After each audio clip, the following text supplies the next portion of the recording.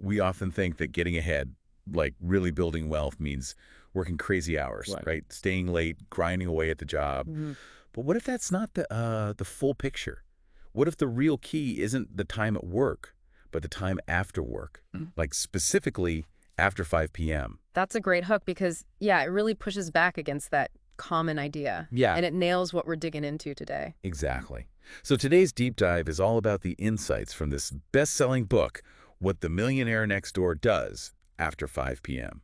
by Yoshihiro Shimamura. Right. We've gathered a bunch of reviews, summaries, analyses. It's a book that's really taken off. It even won some big awards like #1 in Economics Money and #2 overall in the Reader's Choice Business Book Grand Prix 2025. Yeah, it definitely hit a nerve. So our goal here is to sift through all that and pull out the core ideas. We want to figure out who these happy millionaires the book talks about actually are.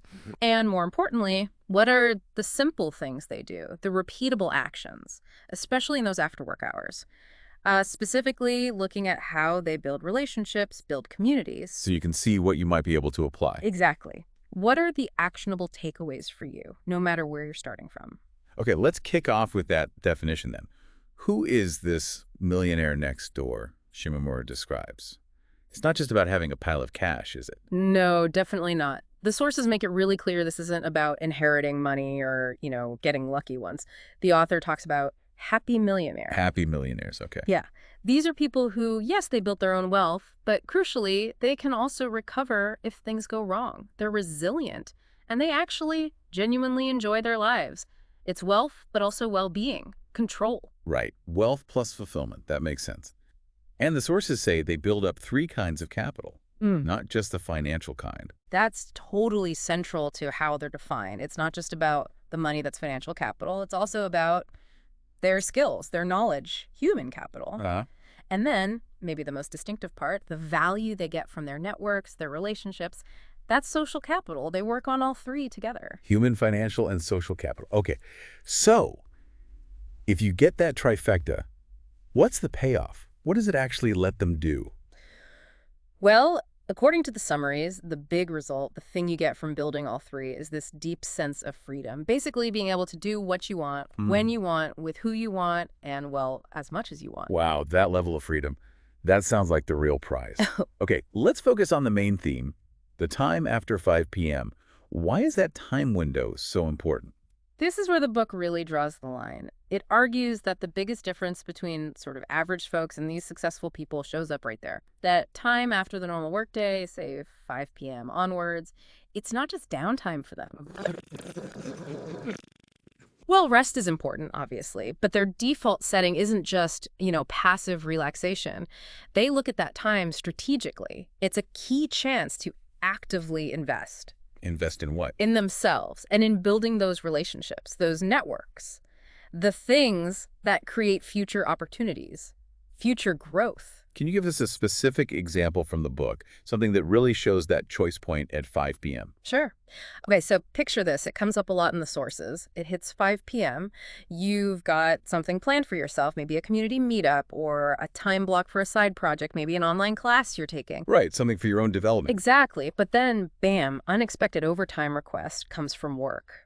The book says the choice you make right then, whether you stick to your plan and leave at 5, investing in yourself, or you accept the unplanned overtime. That choice is huge. It's really revealing. Because staying late might get you a bit more pay or maybe brownie points with the boss short term.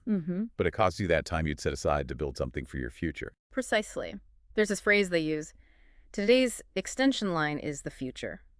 How you extend your day, whether it's at work or for yourself, shapes what comes next. Interesting. The core idea is, lots of people use that time just to recover from the day. These happy millionaires, they use it to build what's next. Okay, this is where it gets really fascinating for me. Looking through the sources, one thing just kept jumping out. Building community. It seems absolutely essential. Yes, community isn't just presented as like a nice to have. It's the cornerstone. It's the engine that drives so much of the other stuff we're talking about. Why is it so powerful? What does the community actually do for these people? Well, it works on a few levels. A strong community is obviously great for sharing information, getting new ideas, bouncing around because you have different people, Right. and getting that mutual support when things get tough. But here's the kicker the book really emphasizes. Okay. A good community means you basically have Advocates, potential partners, maybe even customers, like already there before you even launch something new. So it lowers the risk if you start a new project or business. Hugely. Yeah, it gives you this base of trust and support that just cold networking doesn't have. That makes a lot of sense. But how do you even start? Like step one for building this kind of community, what do the sources say? It's actually pretty straightforward, the starting point. You need to create a dedicated space. The author calls it a ba. That's B-A, Japanese for place or field. A ba. Yeah. It needs to be neutral ground, outside of work, where people can consistently meet up and connect freely. Think of it less like just a room and more like a specific context or atmosphere you create for connecting. And this ba could be a physical place or online too? Totally. The author apparently started by just getting friends together at a family restaurant, a famirasu, or later maybe an izakaya pub or a rented room. But that same idea works perfectly for online groups or forums today. The key is having that regular place for interaction. Okay, so you create the ba. Then how do you actually get the community going in it? Do you go out and try to find specific, like really impressive people right away? This is where the advice gets kind of interesting, maybe a bit counterintuitive. Oh. It suggests you start by focusing more on the number of people you connect with first. Don't worry so much about screening for high quality right at the beginning. Really? Most networking advice is about quality over quantity. I know, right? But the argument, based on the author's own experience apparently, is that if you try too hard to connect with people you think are important, it might not stick if your values just don't line up. Okay. So instead, cast a wider net, talk to lots of people, consistently share what the community is about, what its value is. And then the people who genuinely connect with that value, they'll naturally stick around. That's the idea. They'll self-select, in a way. The book suggests your initial aim is to find maybe 3 core members who are really serious, really committed to helping grow the community with you. They become your anchors. Got it. So beyond just getting people together, trust seems like another huge piece of this. How do they talk about trust? And how do you build it? Trust is treated like another form of capital, something really valuable that you have to build up and protect intentionally. It's what holds everything together. Right. And one way to build it is this giving spirit thing. Yes, the giving spirit. Sometimes it's described with this really strong Japanese phrase, atuteki jibu seishin, meaning like an overwhelming spirit of giving. Okay. It means you consistently offer value to people in the community, your time, maybe resources, helping out with their events, just showing up for them. And crucially, you do it without expecting anything back immediately. Giving without keeping score. That sounds noble, but maybe a little risky. Like you could get taken advantage of. It's framed in this really interesting way. They actually call it ultimate selfishness. Kyukyuku no rikushugi. Ultimate selfishness. How does that work?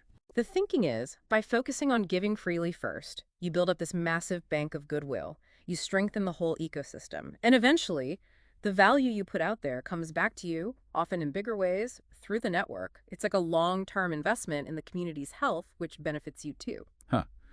Ultimate selfishness. That's definitely a memorable way to put it. Okay, what about the puppy strategy?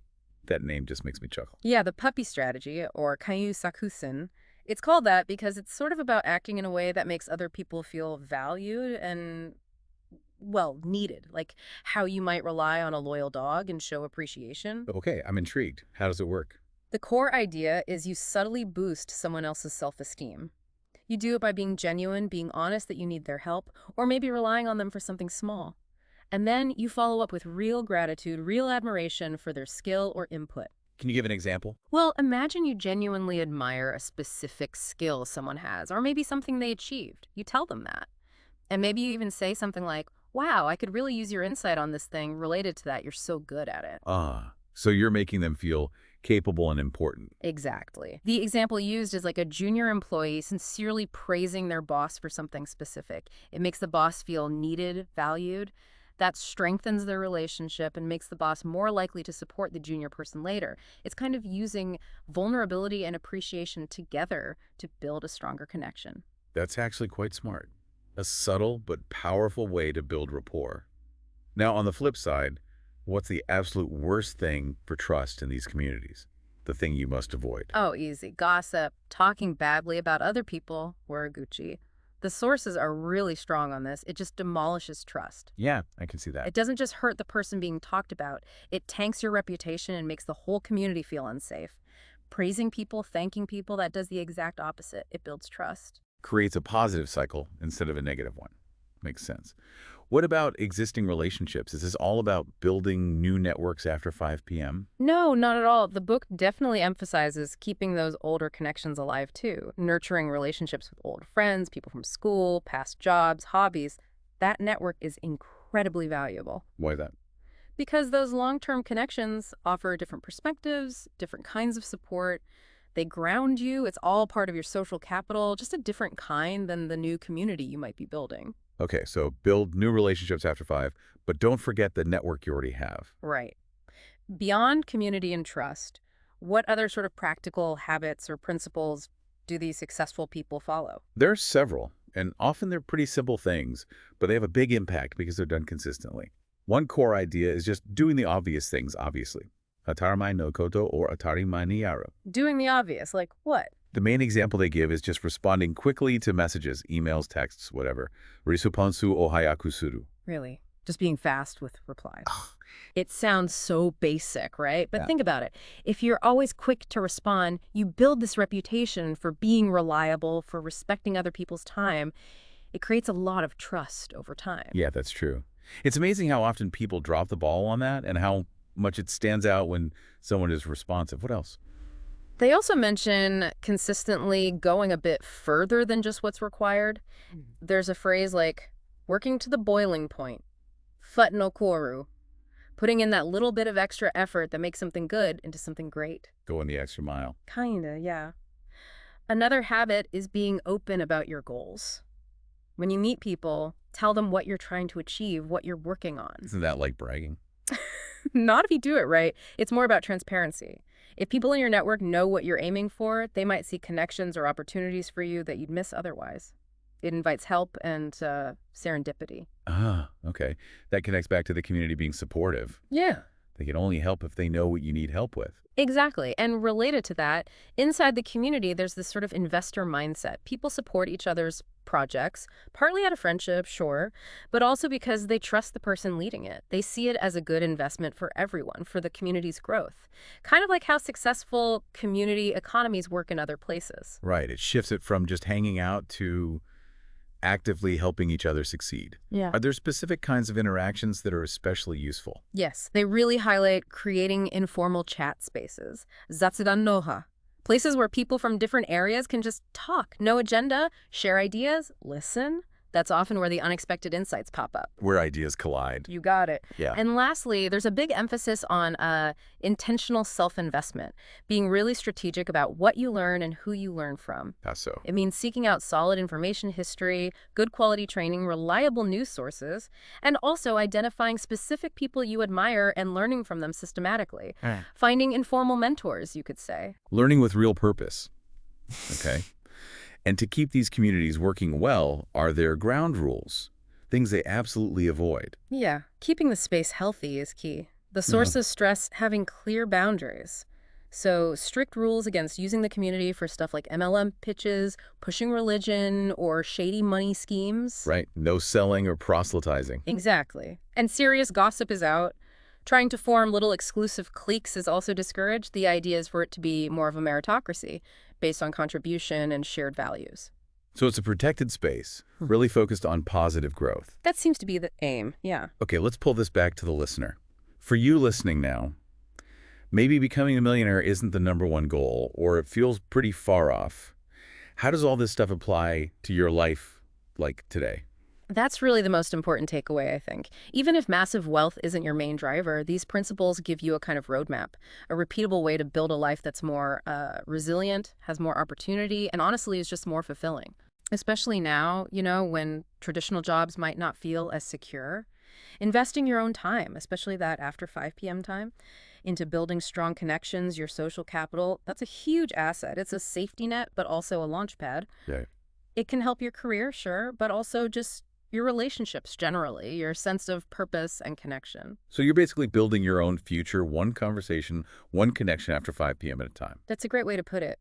And the power isn't that these ideas are super complicated. It's doing them consistently, strategically. Well, this deep dive into what the Millionaire Next Door does after 5 p.m.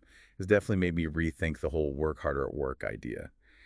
It seems pretty clear from these sources that real wealth, the happy kind, isn't just about your job.